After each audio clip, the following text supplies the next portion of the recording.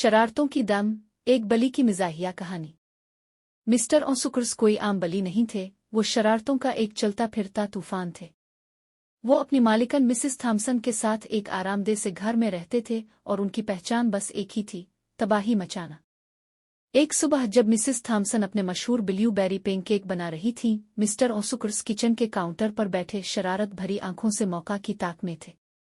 जैसे ही Mrs Thompson ने शरबत लेने के लिए रुख फेरा, मिस्टर ऑसुकर्स ने अपनी नर्म सी पंच से एक पेनकेक को ऐसा अलिफाचे के वो हुआ में घूमता हुआ सीधा दीवार से जा टकराया। छपाक।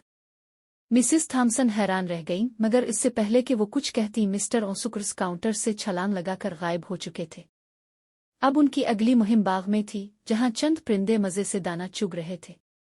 मिस्टर ऑसुकर्स ने दबे पांव शिकार की तैयारी की, दम हिलाने लगे और अचानक छलांग लगा दी। लेकिन इसी लम्हे एक प्लास्टिक बैग हुआ में अलिफाड़ने लगा, जिसने उन्हें घबरा दिया। निजता वो परिंदे पकड़ने के बजाय सीधे फूलों की क्यारी में जा गिरे और जब बाहर निकले तो उनकी सारी फर पर रंग बरंगे फूल चुपके हुए थे।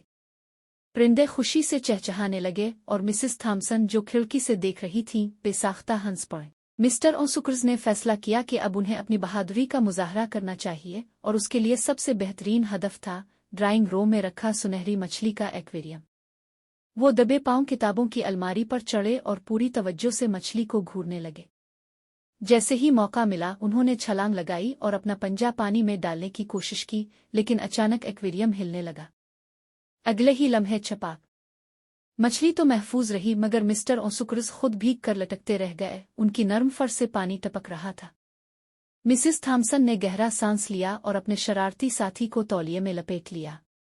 मिस्टर ऑसुकर्स, तुम तो चलती फुर्ती तबाही हो, वो हंसते हुए बोले। रात को जब मिस्टर ऑसुकर्स आराम से सोफे पर गोल मटोल बनकर सो रहे थे, मिसिस थॉम्सन ने मुस्कुराकर उन्हें देखा। चाहे वो कितनी ही शरारतें करें, हकीकत यही थी कि उनकी जिंदगी कभी बोरिंग नहीं हो सकती थी। और उन सब तबाहकारियों के पीछे एक बेहद मासूम सा दिल धड़क रहा था।